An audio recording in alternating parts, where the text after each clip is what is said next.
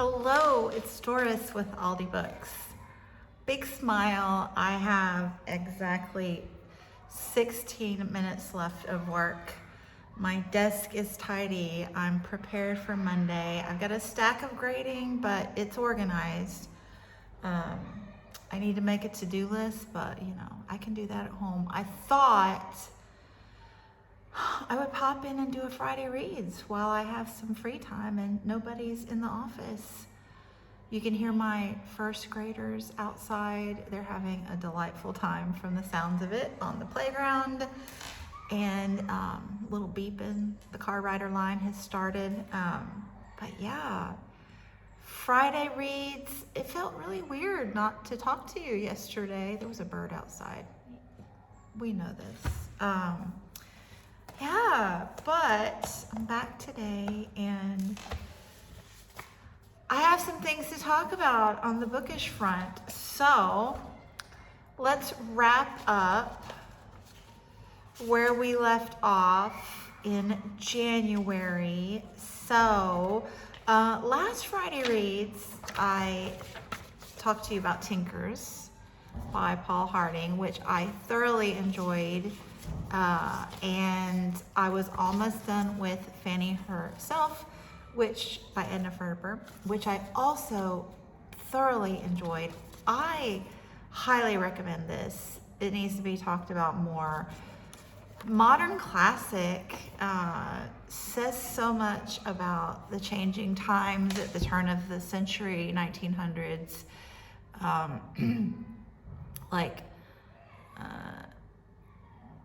Think, like, if you're from the States, think of the Sears and Roebuck's catalog days. That's what this is.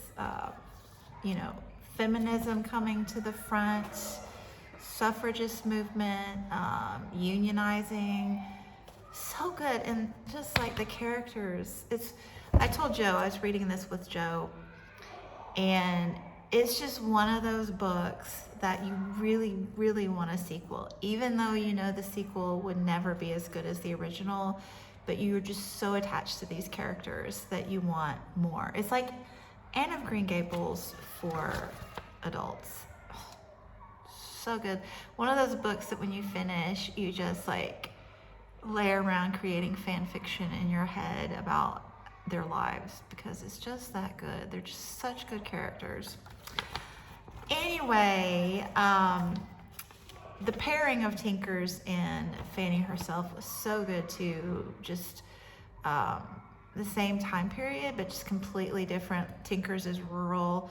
Fanny Herself is in the city for the most part, but just still has that rural vibe, or the countryside, I should say. Really, really good. And then Tom Lake also played into that same vibe with, the female characterization. Excellent. Anne Patchett has finessed it in this one. I totally, the FOMO was getting to be pretty real with this, but I thought, it's just because everybody's talking about it. It can't be that good, but it is. It is that good. And I think one thing that people are getting wrong about this, maybe the marketing, this whole, a woman who's talking with her daughters about a romance she had with a super famous actor before he became famous. Like, the focus on that is doing it a disservice, because this book is about the relationships between the mother and the daughters, and the relationship between the husband and wife, because she didn't marry the actor. Spoiler alert, she married another guy. And it is just gorgeous. And I think the brilliance of this book, it's told as the mother is telling the story to her daughters, her almost grown daughters. Like, they are grown, but just on the leading edge of adulthood, like in their early 20s. I think one still is maybe not quite 20 or just turning. 3 daughters. But they are right on the cusp of becoming who they'll be. You know what I'm saying? And she is telling the story of herself when she was that age.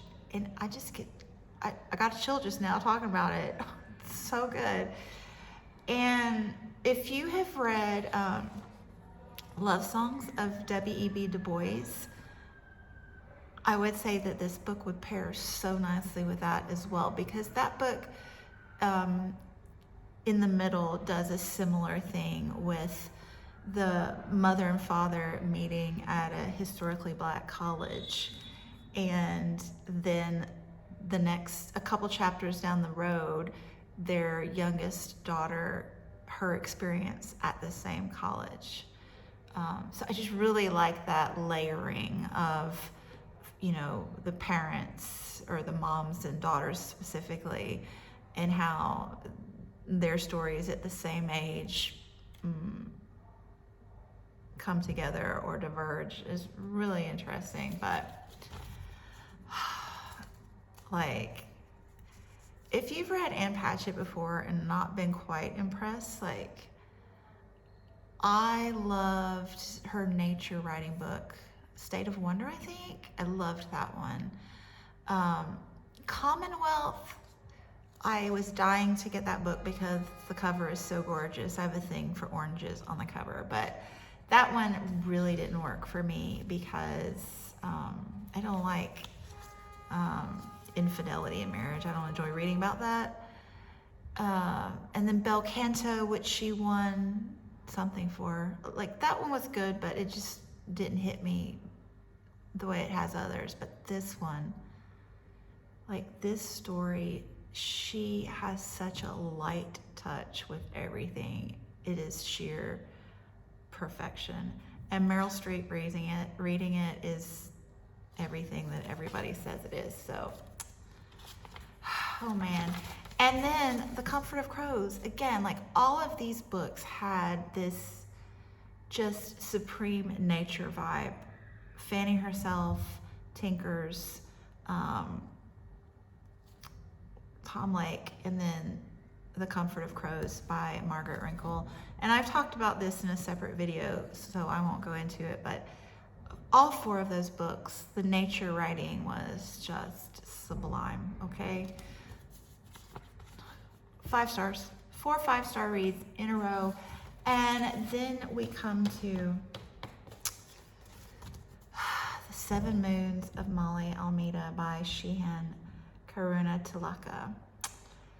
So, if you watched my last video or two, I may have talked about cheating because I didn't think I could finish it on the last day of January, but I really wanted to.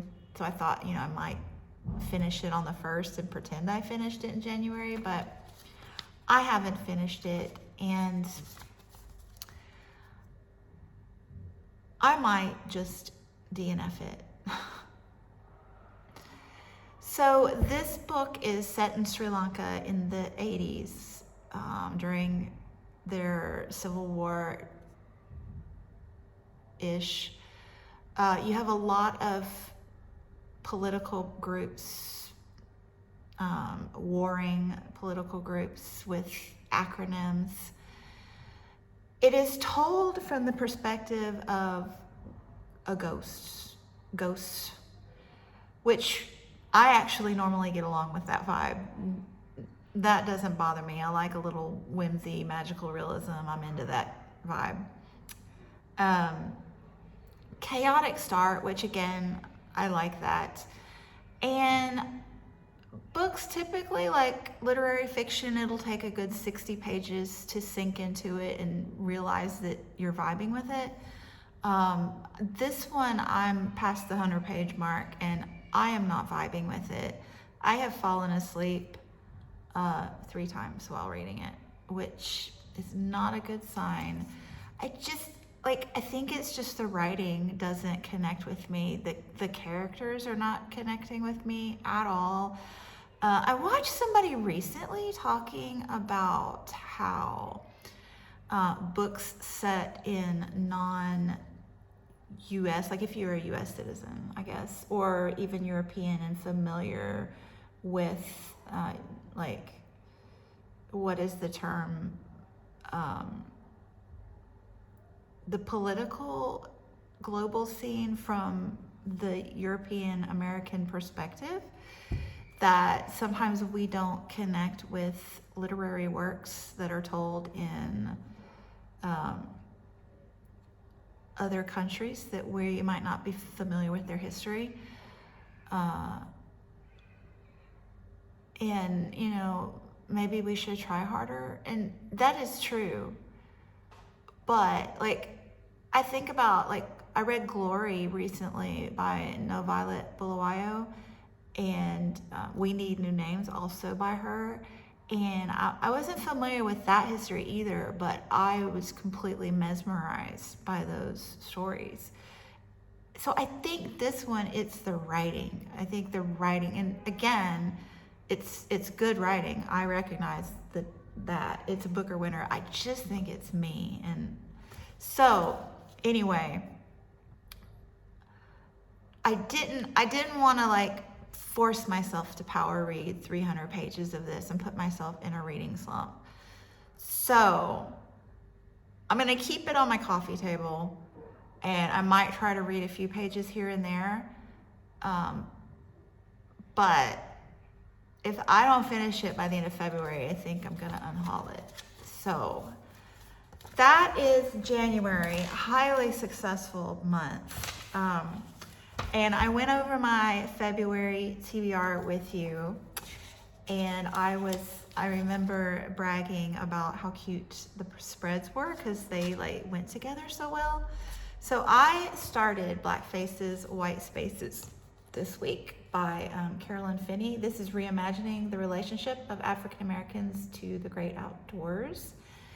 And this is great. Like, I read the introduction, which was like 20 some odd pages, 30 maybe, I don't know.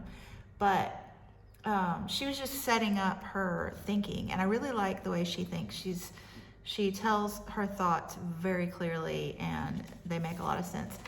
I was really touched by her parents, who were groundskeepers in a white neighborhood with large estates for like decades. And then when this couple passed on, they actually tried to get her parents to be able to stay there, but it just didn't work out. And it's just so sad. But this idea, like, because I love land, I think about my own parents, who my dad was just such a naturalist. And I just think about how much it meant to him when, like, I was a teenager before they ever owned their own property, and it was just 2 acres in the country in Florida.